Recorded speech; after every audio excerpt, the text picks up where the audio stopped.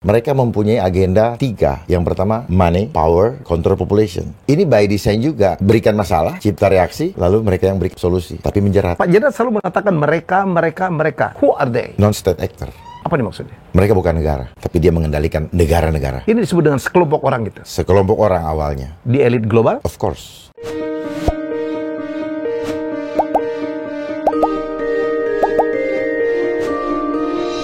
Ya, ini episode yang lama saya tunggu. Kita akan bicara banyak hal dengan seorang tokoh.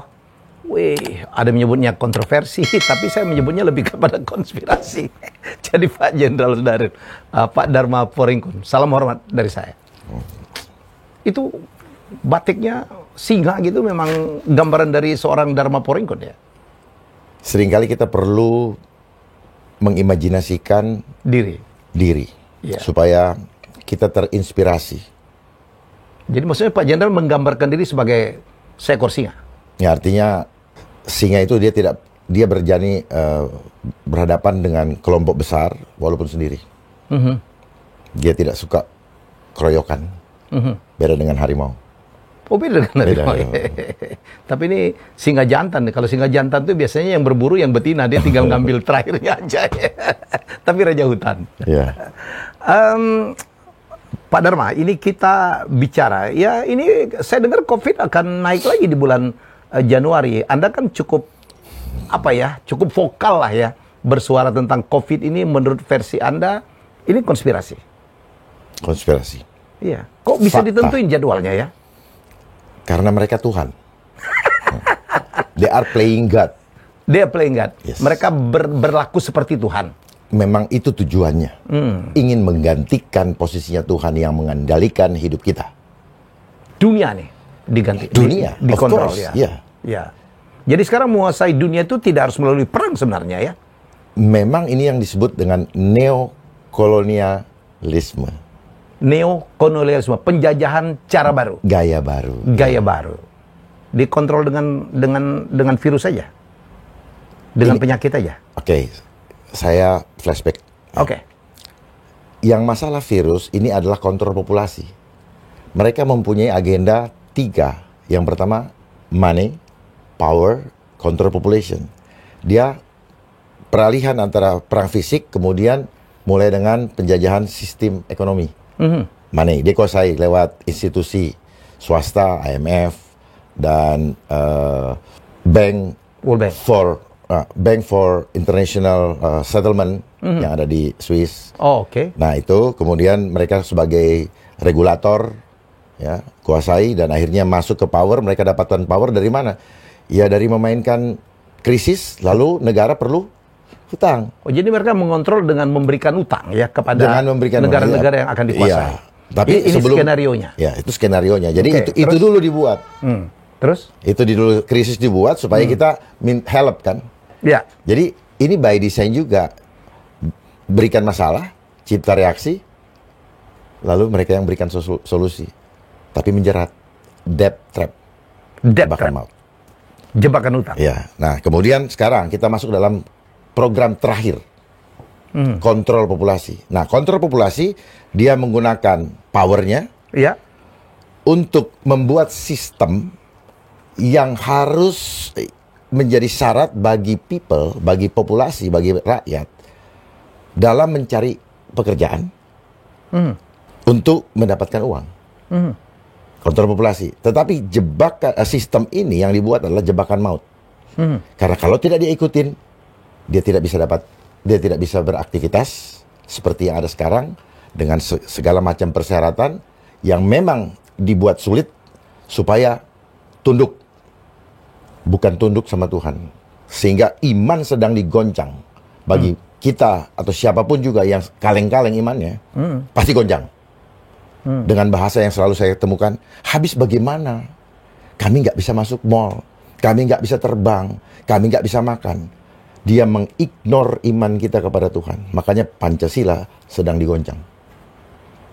Kita sekarang dibatasin atau untuk tatap muka sempat ya? Ya. Kalau tatap muka citizenship.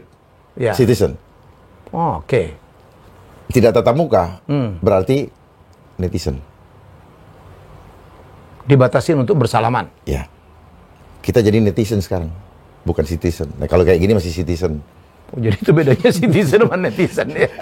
Tergantung internet. Iya. Dibatasin untuk berkumpul. Ya, itu polanya. Kenapa?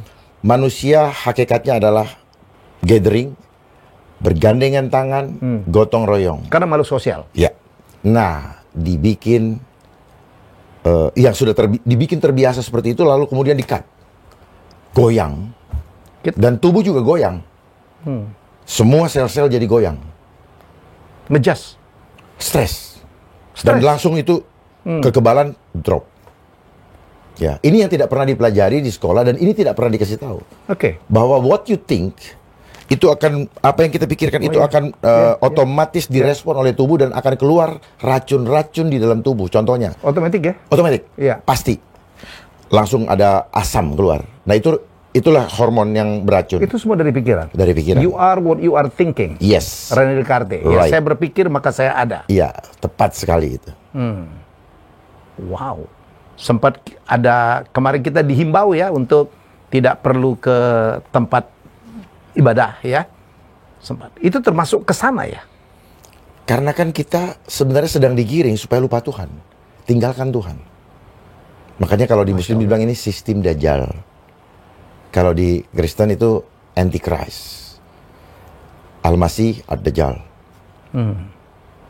Kita sengaja digiring ke sana supaya apa? Stop. Tinggalkan Tuhan. Oh, itu aja undang-undang korupsi mengenai pasal gratifikasi.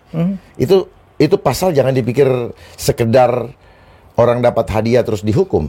Tetapi itu tujuannya apa? Jangan pernah berpikir bahwa ada rezeki dari Tuhan. Itu jebakan. Secara tidak langsung. Dia akan selalu bermain secara tidak langsung. Supaya tidak ketahuan bahwa arahnya kemana. Udang di balik batunya nggak ketahuan. Lalu kemudian disuruh bikin LHKPN. Ya. Ya, yang selalu menjadi indikator bahwa ini, walaupun isinya tidak bisa dipastikan kebenarannya. Padahal maju kan wajib isi LHKPN. Saya isi apa adanya. Saya sudah tidak, karena udah nggak menjabat. Gitu, nah, itu jebakan, Pak. Sehingga kalau jebakannya? Jebakan membuat orang menjadi bohong. Terjadilah kebohongan nasional. Kalau kita mau uji, nah bagaimana kalau kita sedang berbohong dan tidak mengakui bahwa kita bohong, lalu dipanggil Tuhan? Bagaimana tanggung jawab kita? Jadi buat apa kita memiliki seisi dunia ini, tapi akhirnya Allah tidak menerima kita? Buat apa? Saya tuh kemarin berpikir COVID, it's almost over ya. COVID itu kita anggap sebagai ini kan sama kayak flu aja ya. Nggak terlalu fatal kayak waktu zaman Delta gitu ya. Dan udah melandai betul ya. Nasional waktu itu tinggal 1.000, sekarang naik lagi. Melandai datarnya. Ya. Data kan how to lie with statistik lah, Pak. Oh, itu pun ada question juga? Ada dong. Challenge saja. Challenge saja mereka yang membuat data. Bagaimana sampel datanya? Kan bukannya laporan dari setiap pemeriksaan. Indikatornya apa? Alatnya benar nggak? Kalau cuma laporan begitu, sudah diverifikasi atau diuji belum alatnya? Jadi menurut Pak Jenderal kayak apa nih sebenarnya? Yang sebenarnya real terjadi menurut Jadi Pak begini, Dharma? ini hanya pintu masuk menuju kepada sejak 2 tahun kita lewati, baru beberapa bulan langsung muncul namanya Zoom. Setelah Zoom, kemudian semua berlomba-lomba hanya demi menghindari isu tadi. Terus semua digiring untuk menggunakan IT. Iya. Ya arahnya kan udah jelas. Ada metaverse sekarang. Ya metaverse. Metaverse itu kan pergian selalu menghadirkan alam goib ke dalam mindset kita. Lewat alat. Jadi kita punya mindset jadi manusia ini seperti gelas. Diisi apa dia jadi apa. Dikasih air merah ya dia jadi merah. Sure. Ya. Dan itu tinggal dilakukan berulang-ulang, Mas. Manusia itu 21 hari cukup sudah untuk merubah karakter. Yang tadinya hitam kita bilang ini merah, akhirnya merah. Karena apa? Karena memang mereka yang memainkan ini sangat menguasai bagaimana mekanisme tubuh manusia di dalam merespon segala sesuatu yang terjadi di alam semesta. Yang tubuh kita ini seperti kaset, Mas. Apa yang kita dengar, apa yang kita lihat itu akan terekam. Dan otomatis nanti akan keluar. Seperti itu. Seperti sekarang anak-anak main game. Anjay, anjay, anjay. Ya udah nanti dia akan keluar anjay. Dia akan lupa dengan sejarah, dia akan lupa dengan bahasa-bahasa yang sopan. Manusia itu hanya sekedar kebiasaan. Nah, mereka sangat tahu itu. Memainkan kebiasaan. Diulang-ulang-ulang jadi edik. Dulu kita senangnya gathering sama-sama keluar. Begitu diplak begini, stres semua. Tidak boleh kemana-mana. Itu adalah desain. Karena mereka tahu, tubuh manusia begitu kita terbiasa, sekarang saya kunci Mas di dalam kamar, Mas biasa keluar, itu tergoncang. Stres. Ya. Nah, masalahnya stres ini diberlakukan secara masif. Sistematis dan masif. Sehingga Mas bikin stres, kawan-kawan dibikin stres, sehingga bersin aja langsung menjauh. Yeah. Kalau dulu kan yang Mas bilang orang flu biasa, ya semua menjadi biasa. Ketika kita ketemu dia santai-santai aja. Ini kan dibuat situasi di mana hati-hati loh sama dia, hati-hati. Jadi antara manusia dibuat tidak saling tidak saling dibuat saling menjauh dan dia punya jarak. Social distancing itu 1,6 6 inch. Pertanyaannya kenapa dia senang dengan angka 6 inch? Kenapa dia suka dengan angka 6? 666? Kenapa kita SD ke ujian selalu minimal 6? Kenapa SD kita harus 6 tahun? SMP, SMA 6.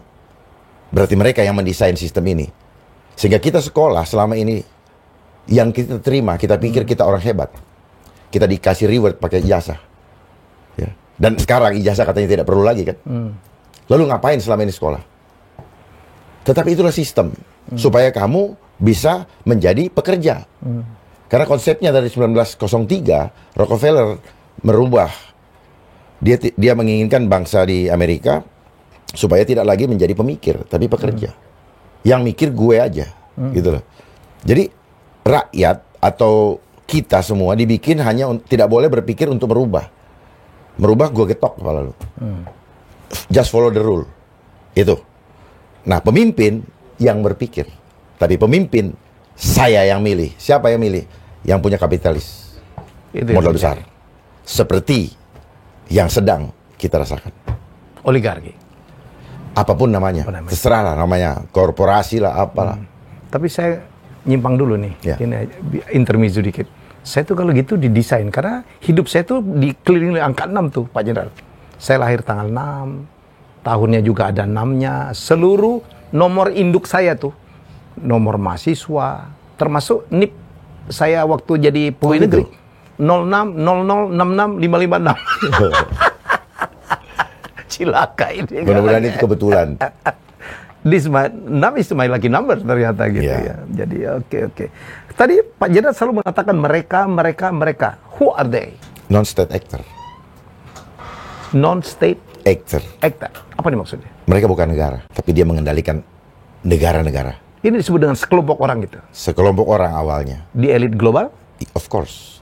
Mereka lah yang menginginkan one world government. Makanya mereka membentuk Federal Reserve. Bukan dia punya ultimate goal itu untuk dolar dia kuat dan sebagainya. Ultimate goalnya adalah one world currency yang berujung kepada one world government. Ujungnya tapi nanti The Rothschild.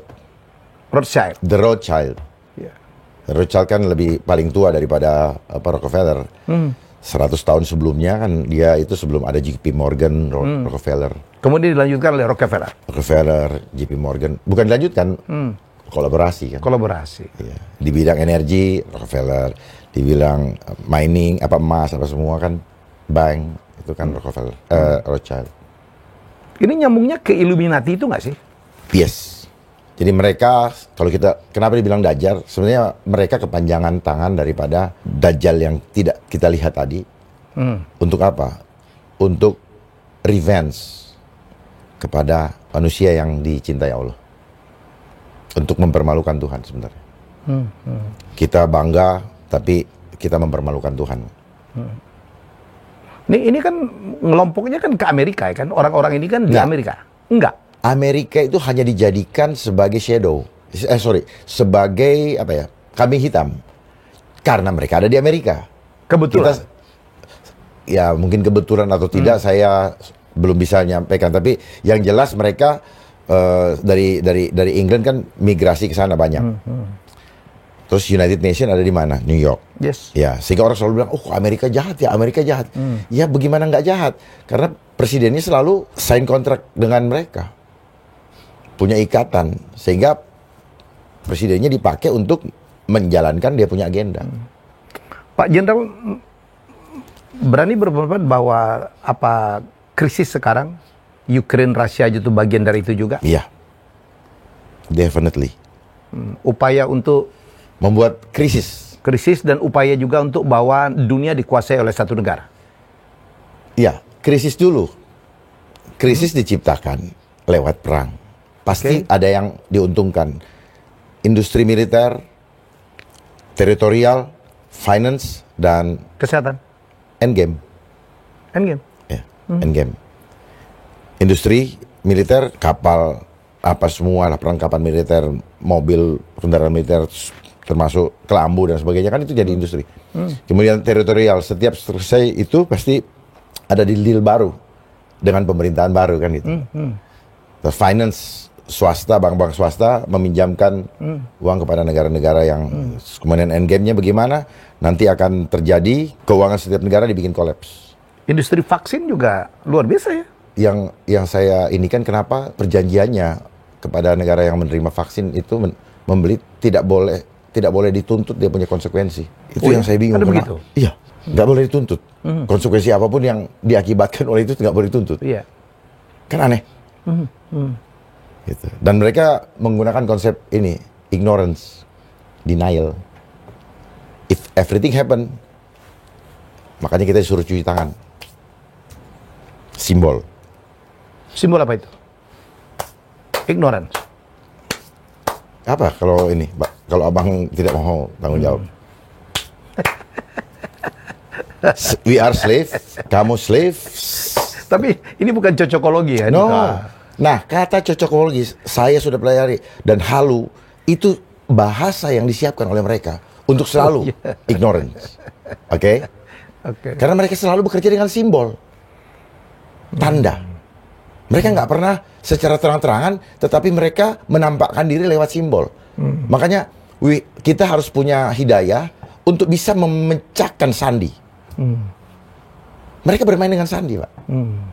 Gitu. Sandi mereka lewat film, Hollywood misalnya. Nanti akan begini-begini. Tapi mereka udah tahu tahun sekian baru akan main. Jadi mereka akan bergerak di semua tempat bersama-sama. Karena Hollywood kan mereka yang biayai juga. Untuk apa? Cuci otak. Ya, dia jual imajinasi kok. Ya, saya pernah lihat itu ada schedule film yang akan dibuat tuh berapa tahun ke depan udah ada tuh. Jadi caranya seperti itu supaya masing-masing ini bergerak. Tapi kan enak dia. Udah itu kita nonton, lucu kan, dapat duit, seru kan, dapat duit. Nah, duitnya dipakai lagi buat mereka untuk menggerakkan, gitu. Oke, Pak Jenderal, apa yang harus kita lakukan sebagai anak bangsa? Negara harus berani mandiri. Nggak ada pilihan. Negara harus berani mandiri. Harus berani mandiri. Dan kita punya konsepnya. Kita mampu untuk mandiri? Ya. Kita mampu untuk mandiri? Tergantung mau atau tidak. Utang kita demikian banyak, Pak Jenderal. Kita bisa selesaikan dalam 1 hari, kalau mau. Yang benar. Serius. Anda kan bukan ahli ekonomi. Kan berarti saya ahli karena saya tidak sekolah. Tapi saya boleh belajar. Saya boleh belajar bagaimana triknya. Dan ternyata, kita bisa selesaikan hanya dalam 1 hari. Caranya? Caranya? Ya. Nanti saya akan buka. Nanti saya kasih bocoran dong sama beliau-beliau yang sekarang lagi nyapres. Gitu. Jadi kita berharap beliau-beliau yang sekarang lagi aktif nyapres mencitrakan diri supaya dipilih. Tolong perhatikan rakyat. Jangan rakyat dibuat menderita. Buat apa nyapres jadi terpilih tapi bikin susah. Ya, setuju saya. Ya, saya pun udah mulai Pak Jenderal. Saya bilang udah tiba saatnya teman-teman saya yang lagi on position untuk menjadi pemimpin bangsa ini. Kita tunggu program lu tuh apa? Visi misimu apa? Ya. Apa yang kau punya modalmu untuk memperbaiki negeri ini? Jangan cuma tebar-tebar pesona. Ya Adu kan? konsep. Adu konsep harus. Dan gitu. konsep genuine. Oh ya, kalau ya minimal kalaupun tidak genuine amat, tetapi terbukti atau kita punya harapan untuk perbaikan ke depan. Negeri ini kan membutuhkan ini. Kita sedang tidak baik-baik saja, betul? 1000%. Bukan 100, 1000%. Ya. Karena memang kita akan dibuat tidak baik-baik saja. By Tegas. design lagi? By design. Lebih baik kita bicara padanya daripada nanti besok dipanggil Tuhan, kita belum sempat sampaikan dosa, Pak. Gitu. Pak Jenderal bersedia ya kalau ada calon pemimpin yang akan mencalonkan diri untuk konsultasi atau untuk diskusi lah. Diskusi. Silakan. Dan saya pun lagi menyiapkan satu program, Pak Jar. Saya akan ngundang siapapun yang merasa punya mandat atau punya niat untuk memimpin Republik. Ayo. Punya hati. Punya hati apalagi ya. Punya Ayo hati, betul. tampil di acara saya one on one dengan saya. Rakyat menunggu ya apa programmu, apa visi misimu, dan punya konsep apa untuk memperbaiki negeri ini. Selesaikan hutang dalam 1 hari, membangun negara tanpa hutang. Membangun negara tanpa hutang. Ya, kita punya Kita punya resources. punya resource, punya ikan, punya ya Allah. Dan seperti tadi kita ngomong sebelum acara, bahwa Indonesia, harta Indonesia yang membuat Federal Reserve ada sampai sekarang. Dimulai dari VOC. Ya, Ada hubungannya? sangat ada hubungannya. VOC adalah Perusahaan swasta, perusahaan swasta TBK pertama di dunia. Perusahaan listing pertama Listing pertama. setelah mengeruk Indonesia. Setelah mengurus Indonesia, karena booming ekonomi di sana, dia listing. Pertama kali. Karena dia kan punya, apa namanya, punya pengadilan yuridis, apa segala macam, mereka bikin sendiri. Apa hubungannya dengan FDR? Hubungannya dengan Federal Reserve? Ya kan awal mulanya dari VOC.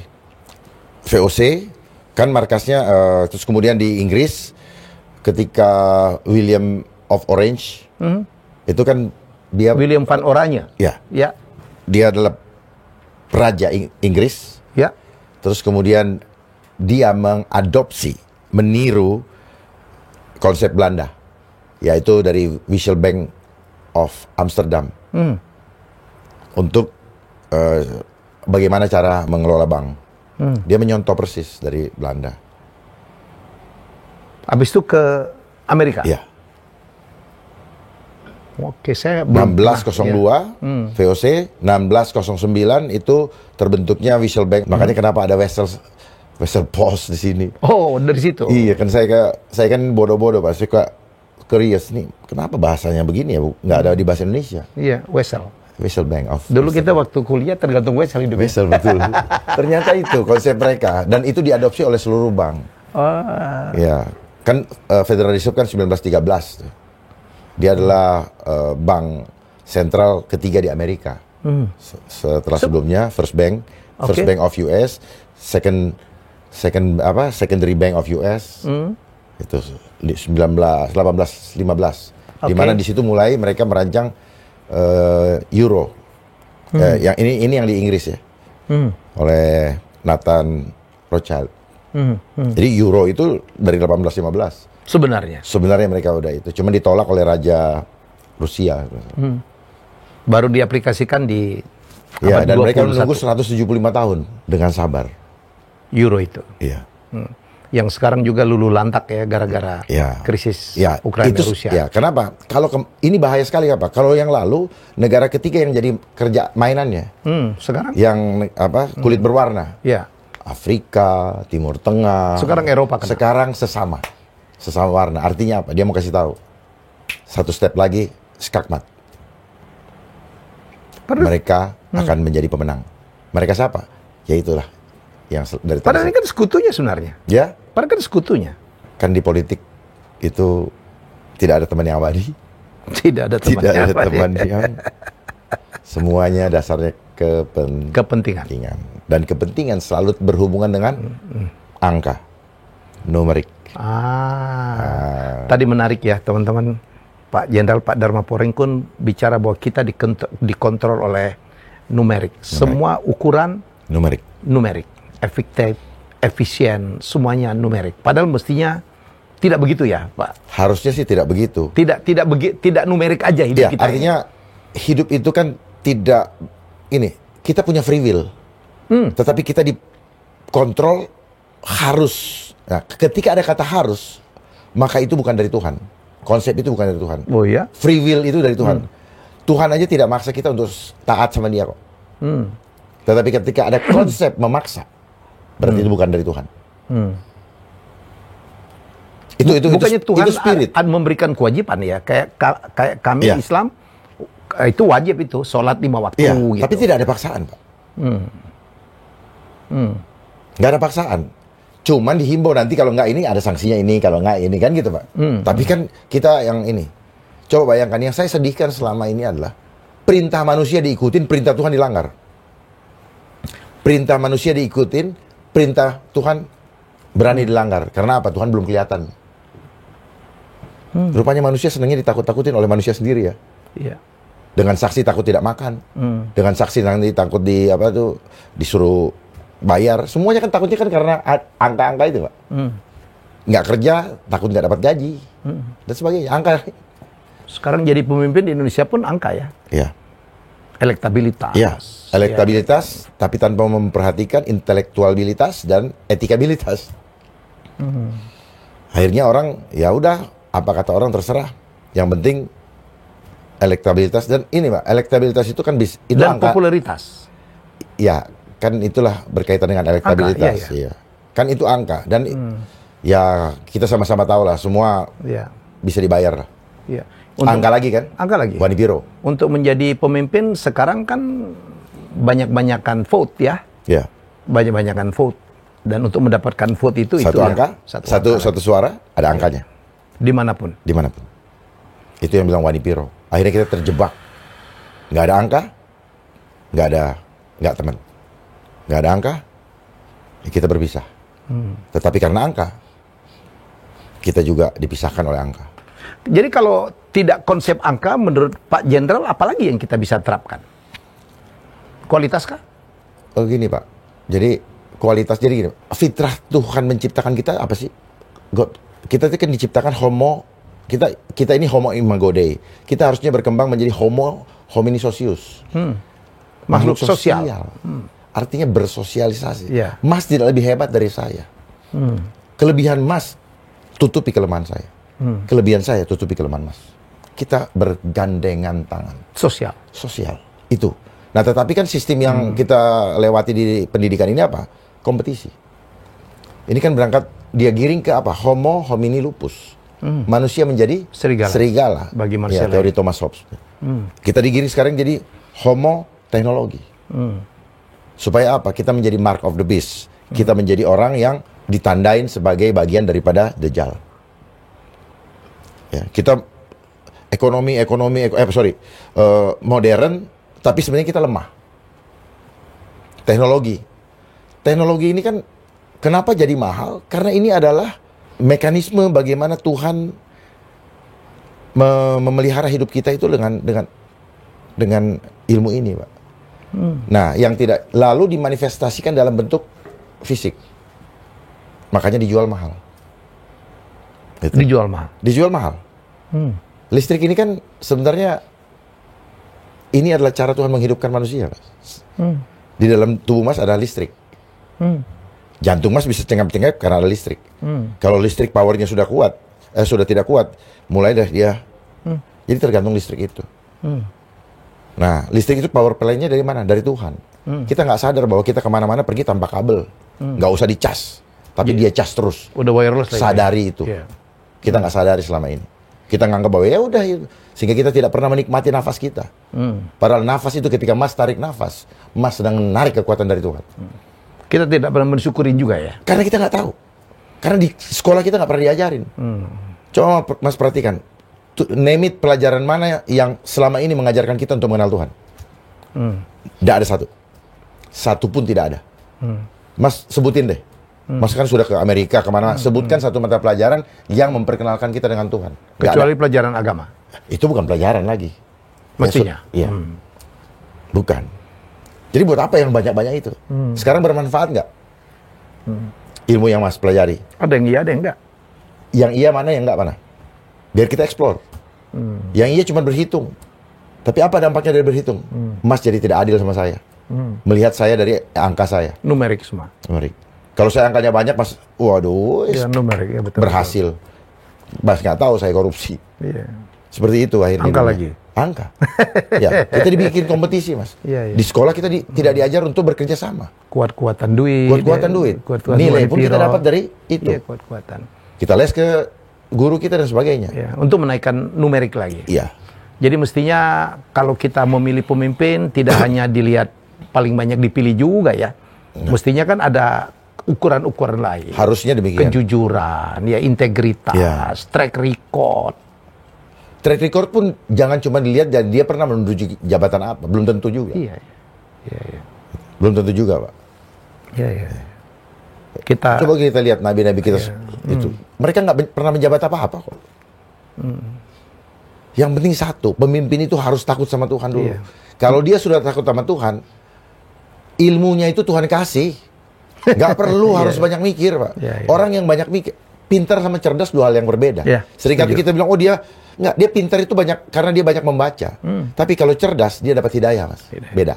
Kalau pintar dia tahu apa yang dia mau. Setuju. Kalau cerdas dia tahu apa yang tidak boleh sama Tuhan.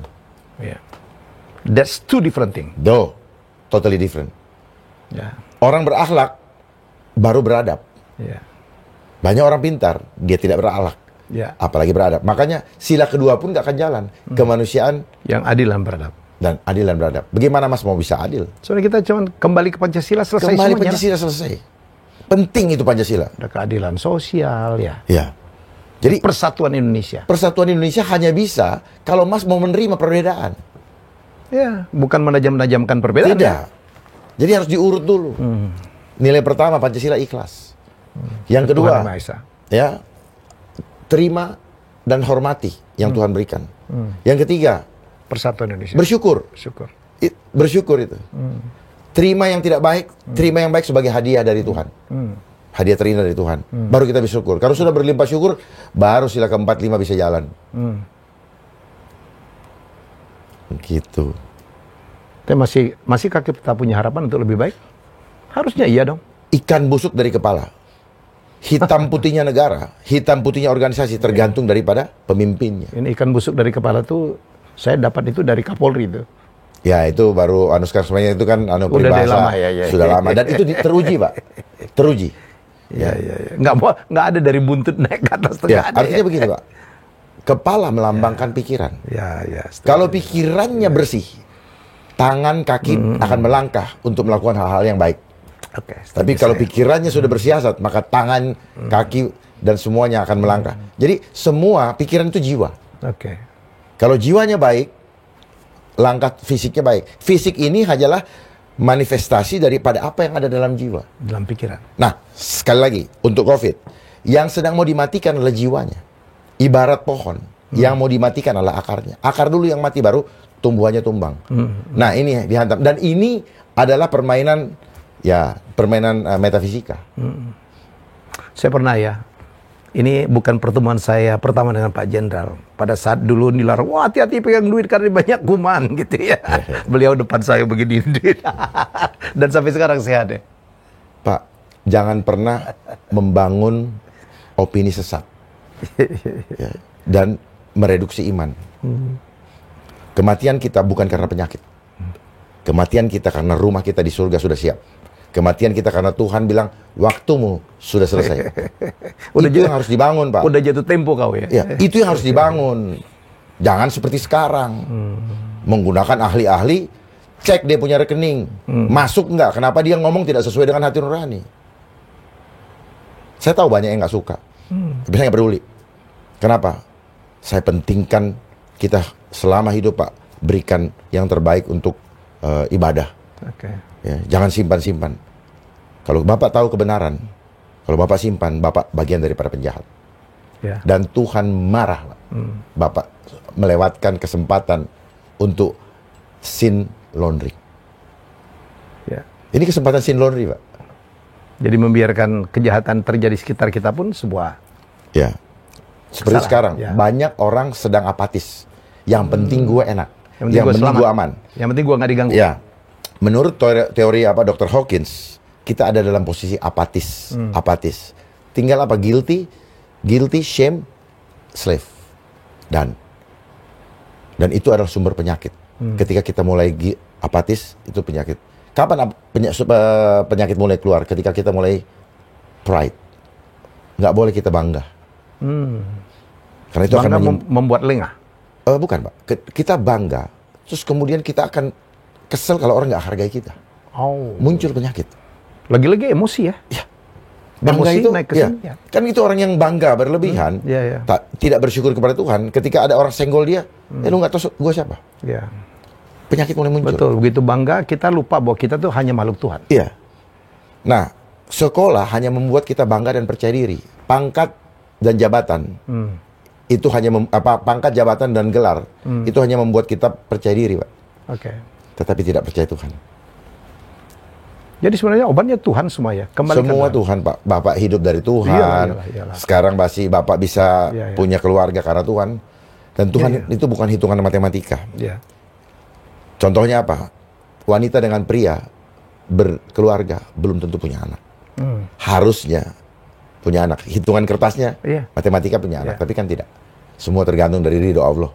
Termasuk, apakah minyak bumi ini habis? Saya katakan dengan tegas, tidak. Masih banyak banget. Bagaikan mata air. Iya. Depend on him. Jadi kalau fosil apa semua, itulah namanya cara memanipulasi orang. Dia sendiri juga nggak tahu kok. Jadi kesannya apa? Siapa yang duluan menyampaikan itu dijadikan pegangan. Mari kepada bangsa supaya kita bisa mandiri, jadilah penemu-penemu baru. Nggak usah terikat sama menurut profesor ini, lah menurut lu apa? Jadi jangan bangga punya buku banyak, tetapi apa kata orang? Bangun konsep di negara kita sendiri. Kita adalah negara yang mandiri. Pancasila kita adalah Nuswantara, makhluk fitrah menuju Allah. Apakah kita harus kembali ke konsep Bung Karno berdikari, Pak Jenderal? Orang berdikari itu wibawa, Pak. Punya wibawa. Dia berdaulat. Jadi Anda membenarkan ya, berdikari itu adalah harus kesana. Harus. Makanya kenapa dia berdikari ya, ini anak muda nggak tahu nih, berdiri di kaki sendiri itu berdikari. Atau mandiri. Sekarang mandiri. Dan Indonesia sebenarnya adalah bangsa yang mandiri. Bisa mandiri, karena kita punya semuanya. Kita punya semuanya. Kita punya komoditi, VOC bisa hebat kita punya Indonesia. gas, iyalah. VOC bisa jadi perusahaan terbesar dan sekarang dia menguasai dunia. Karena Indonesia. Iya. Cikal bakalnya semua dari VOC. Makanya lambangnya kan sama dengan lambang Freemason. Perhatiin lambang VOC. Jangkar dan penggaris. Pasir penajam. Kesana larinya. Apa kebetulan apa tidak? I don't know. Lihat lambangnya. Kayak Batman. Pasir penajam. Ya, kan kita dulu berpikir di Kalimantan Tengah kan. Terus ada di sana. Apakah ini kebetulan? Kita harus tajam melihat itu. Belajar melihat udang di balik batu. Setiap orang ngomong apa, backgroundnya apa? Belajar mencari tahu udang di balik batu. Jadilah bijak supaya kita bisa melihat udang di balik batu. Mudah sekali. Ya, karena polanya sama. Gitu. Jadi orang yang dekat sama Tuhan nggak bisa dibohongin sama mereka. Mereka pusing bohongin kita. Bahkan menghindar untuk ketemu kita. Karena apa? Orang yang berbohong akan terlihat dari matanya. Psikologik ya. Dari matanya. Bahasa ilmu pengetahuan dibilang psikologi.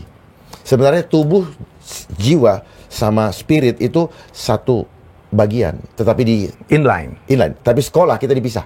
Untuk tubuh, beda sendiri, ilmunya. Jiwa, dia sendiri. Pendidikannya jadi duit kan? Jadi duit masing-masing kan? Padahal ini nggak bisa. Tubuh, mensana in corpore sano. Sebenarnya harusnya apa? Di dalam tubuh yang kuat, terdapat tubuh yang sehat. Jadi jiwa kuat, baru tubuh sehat. Jiwa dulu. Jangan dibalik. Gitu.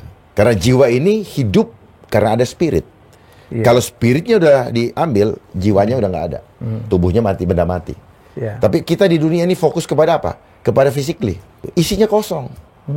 Begitu COVID, gampang banget ya? Enggak. COVID mentalnya lemot. Pangkatnya tinggi, lemot juga. Kaleng-kaleng. Nah, ini yang saya bilang apa? Iman lagi digoncang. Bagi orang beriman kembali segera sebelum Tuhan panggil. Masih punya waktu. Selama masih bernafas. Jangan sia-siakan itu. Jangan hidup dengan musyrik. Jangan hidup dengan berhala-berhala yang ditawarkan oleh dunia. Jangan munafik juga. Dan jangan hidup dengan berhala. Tuhan tidak mau digantikan dia punya otoritas. Betul. Untuk menjaga kehidupan kita. Sepakat. Gitu. Oke, Pak Jenderal. Hampir 1 jam kita ngobrol. Udah lama ya? Iya, kayaknya harus ada episode kedua ini. Jangan terlalu banyak dulu dikasih nanti yang mencerna juga mentah. Karena saya tahu otak manusia juga tuh punya kapasitas keterbatasan ya. Keterbatasan. Ya. Ini daging semua nih. Tetapi punya keterbatasan, dihajar terus lewat medsos. Ya. Kita biasa sehari atur jadwal ketemu orang 3, 4, 5 kali, paling banyak 5 kali. Iya. Begitu bangun tidur, notifikasi 500. Semuanya minta dijawab. Begitu kita nggak jawab, besoknya bilang mentang-mentang ini sombong banget. Akhirnya apa? Nerve kita diganggu kita. Dan akhirnya bilang, kita mulai jadi marah juga. Luar biasa permainan ini. Nanti kita buka rahasia kenapa gadget ini. Gadget ini adalah cara sistem tadi untuk mengontrol kita ya. Untuk mengontrol kita, dan ada spiritnya. Ya, ini adalah santet modern. Ya. Santet modern. Banyak orang demikian tergantung ya. Tidur di sebelahnya ya. Karena waktu itu negara kita tidak meliterasi dulu.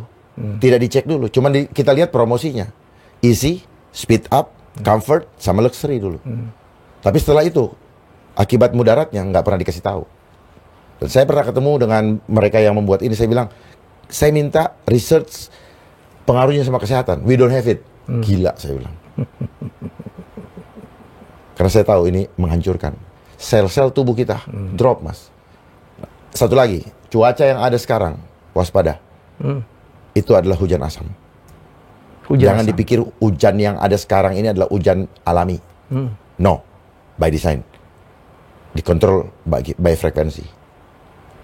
Ya, makanya lihat nggak, biru-birunya udah jarang, abu-abu semua. It's a poison.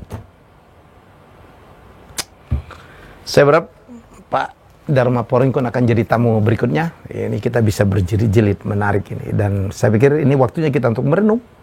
Ya, untuk introspeksi itu yang paling penting ya. Merenung. Ya, Anda boleh aja membantah, menyangkal, silakan. Kita ini bebaslah berdebat ya, tapi mendengarkan komentar orang lain itu adalah sesuatu yang juga harus kita lakukan. Dan jangan alergi dengan perbedaan ya. Baik, itu saja ngobrol saya, diskusi saya dengan Pak Dharma Poringkun ya, yang hadir di mana-mana, tapi hari ini saya kepengen, sudah lama saya mau mengundang beliau, tetapi ya akhirnya hari ini kita dipertemukan. Semoga bermanfaat dan kita akan ketemu dengan beliau di episode selanjutnya dengan perkenan beliau. Terima kasih Pak Jenderal. Terima kasih Pak. Terima kasih sudah menonton Helmi Bicara. Jangan lupa untuk like, komen, share, dan subscribe.